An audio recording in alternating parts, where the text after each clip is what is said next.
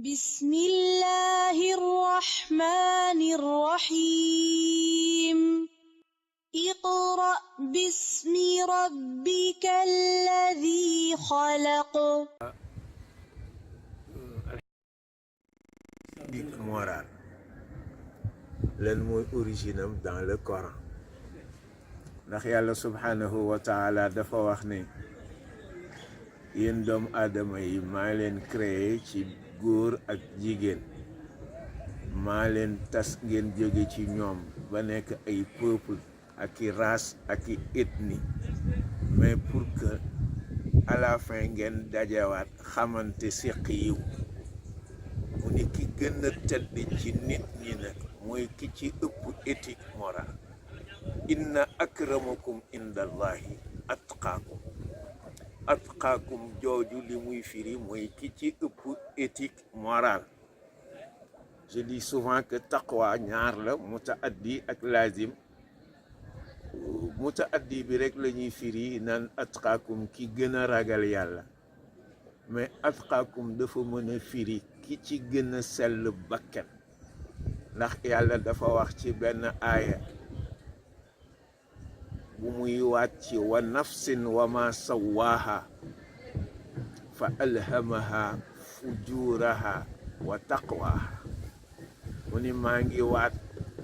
ci l'ego maa ngi waat ci psyché nit ak li composé psyché boobu loolu ko composé mooy influer ci moom fujuraha luy vice ci moom wa taqwaha ak lu ci vertu lay firi kon l'éthique morale mooy vertu yi ndax mooy base vertu mais yàlla daf ni wa ma sawaha li ko composé nag ñeenti application la yoo xam ni yi daa am ay attribut divine attribut yoo xam ni yàllaa ko moom nit moomu ko mais yàlla bëgg nit ba appliquer ko wutal ko application installé ko ci ego nit muy la connaissance yàllaa ko moom mais mu ngi ko application bi mu ko wutal mu ngi ko installé ci xelu nit. La vie yàllaa ko moom application bi mu ko wutal mu ngi ko installé ci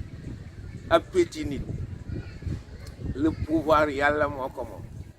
application bi mu ko wutal mu ngi ko installé ci humeuru nit. La décision le vouloir la volonté yàlla moo ko moom mais application bi mu ko wutal mu ngi ko installé ci passion nit. kon l'ego li ko composé mooy l'intelligence l'appétit l'humeur et la passion yooyu ñooy composé l'ego. yàlla ni nag qad aflaha man zakkaha fa alhamaha fujuraha moo di ni mais yooyu fujur bi muy vice yi ñoo ci jiitu wa taqwaha yaa war a def effort bu vice bi jóge fi vertu ñëw. vice xel mooy l'ignorance kon il faut apprendre ba détaché wu ak ignorance jël connaissance mu nekk à sa place muy vertu. L'appétit origine mooy l'avidité et la cupidité bëgge ak xër nga war a doyuloo mooy la sobriété ngay fexe ba mu nekk à la place de l'avidité mooy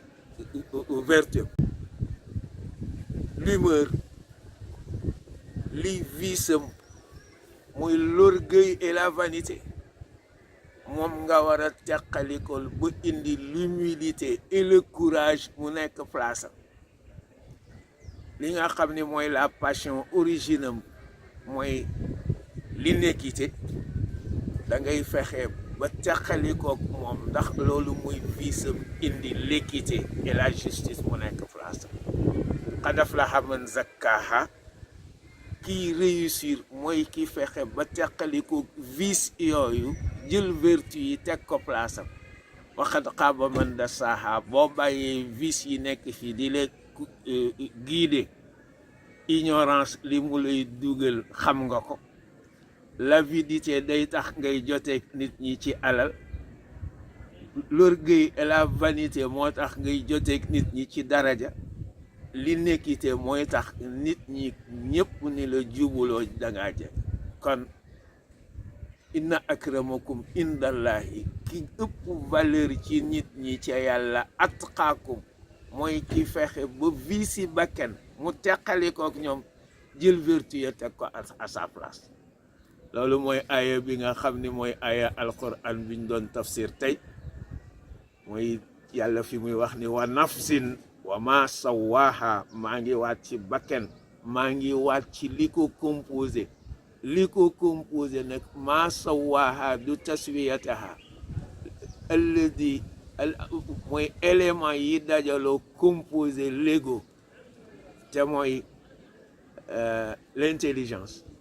nga xam ne ci la le savoir di nekk l'appétit nga xam ne ci la vie di nekk l'humeur nga xam ne ci le pouvoir di nekk ak la passion nga xam ne ci la volonté nekk mais nit ku nekk xam na ni ñeenti jikko yooyu yàllaa ko moom ci jikko yi nga xam ni pour mu créer il fallait mu xam am pouvoir bi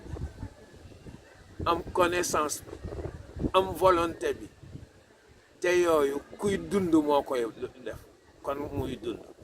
kon wa qudratun iradatun ilmun hayat ci jikko yàlla la mais yàlla moo ko wutal léegi neex na wax waa jamono yàlla moo ko wutal application installé ko ci nit ki pour que moom it mu am pouvoir boobu ba man di créer jëlee boppam ci dëng gi nga xam ni mooy origine am rejoindre li nga xam ni mooy yàlla namu ci moom te mooy vertu yi yal na yàlla defal ñu dégg ak topp. Assalaamu aleykum wa rahmatullahi taala wa barakatuhu.